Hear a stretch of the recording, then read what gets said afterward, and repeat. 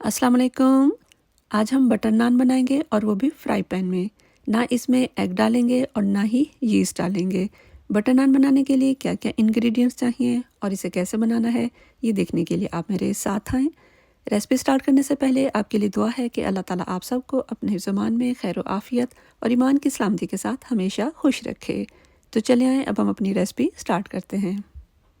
यहाँ मैंने 1 cup milk लिया है और अब इस मिल्क में हमने 1 टेबलस्पून शुगर ऐड कर देनी है और इसके साथ ही 3 टेबलस्पून्स इसमें जाएगा कुकिंग ऑयल।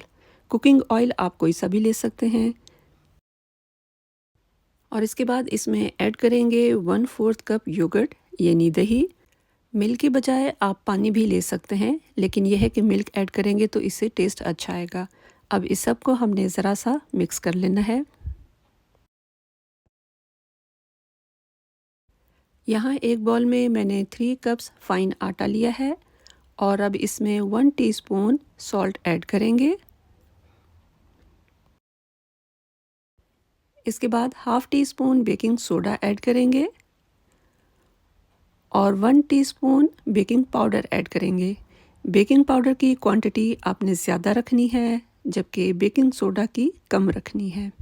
अब इस सब को ज़रा सा मिक्स कर लेते हैं। अब वो दूध जो हमने रेडी किया हुआ था इसमें डाल देंगे और इसे गूंद लेना है जिस तरह से आप आटा गूंदते हैं, लेकिन मैं यहाँ पे रफली आटा गूंदूंगी, अब इसे फाइन नहीं करना। जिस तरह से मैंने आपको बताया है, अगर आप इसी तरह से मेजरिंग करेंगे तो फिर आपका जो मिल्क है वो कम नहीं पड़ेगा, बल्कि इसी में ही आटा गूंदा जाएगा। आटे को मैंने रफली गूंदा है, कोई ज़्यादा मेहनत नहीं की। अब इसके ऊपर ज़रा सा ऑयल डालकर ग्रीस करके रख देंगे। 20 मिनट्स का रेस्ट देंगे और उसके बाद फिर हमने ज़रा सा फिर और गूंद लेना है।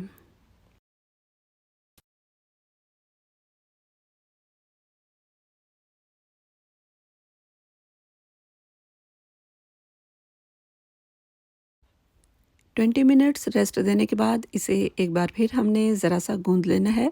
अब भी इसमें हमने ज़्यादा मेहनत नहीं करनी, बस 1 मिनट लगेगा और आटा नीट हो जाएगा। ये देखें, ज़रा सा गूंदने पर ही आटा कितना नीट हो गया है। अब इसी वक्त हमने इसके पेड़े बना लेने हैं। पेड़े बना लेने के बाद इसे हमने 15-20 मिनट्स का रेस्ट देना है। जब आटे की डो इस तरह से बनाई जाती है तो इसे कुछ देर के लिए रखना ज़रूरी होता है, नहीं तो यह है कि अगर आप फ़ौरन बनाएंगे तो उससे नान हार्ड बनेंगे, सॉफ्ट नहीं बनेंगे। तो इसलिए पहले आपने इसे रेस्ट देना है, फिर नान बनाने हैं।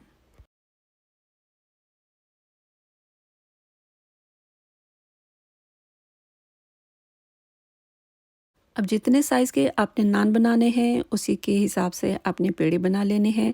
पहले एक पेड़ा बना के चेक कर लेना है कि इससे कितने बड़े साइज़ का नान बनेगा। मैं चूँकि फ्राई पैन में नान बना रही हूँ तो इसलिए मैं छोटे बनाऊँगी और पेड़े भी मैंने छोटे बनाने हैं। पेड़े मैंने बना लिए हैं।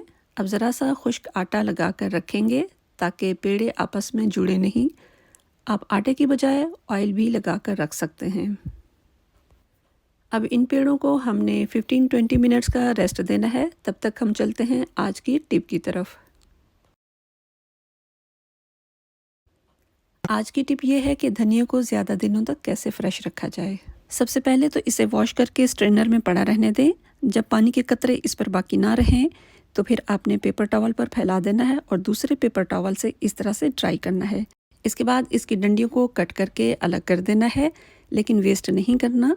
फिर जब कभी आपने चटनी बनानी हो तो कुछ ये डंडियाँ लें और कुछ पत्ते लें और फिर चटनी बना लें, क्योंकि इसकी डंडियों में बहुत ही फ्लेवर होता है।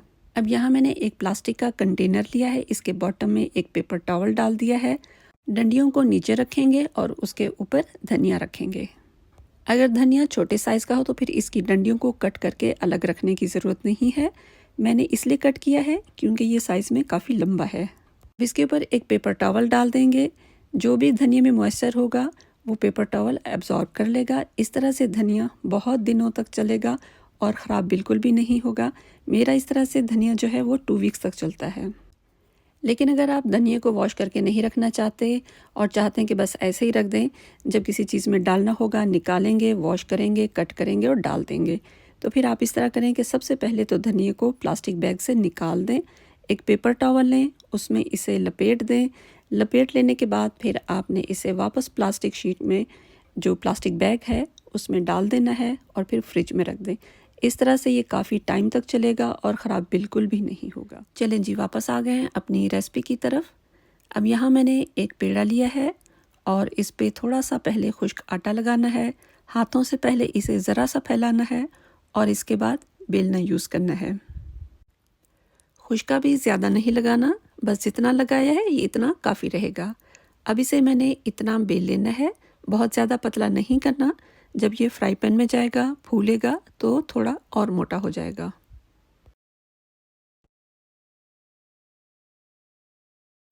फ्लेम हमने लो रखनी है। जब नीचे से ये इस तरह से ब्राउन हो जाएगा तो इसे फ्लिप करके इसकी दूसरी साइड को सेक लेंगे। स्पैचुला के साथ हल्का हल्का सा ऊपर से प्रेस करेंगे।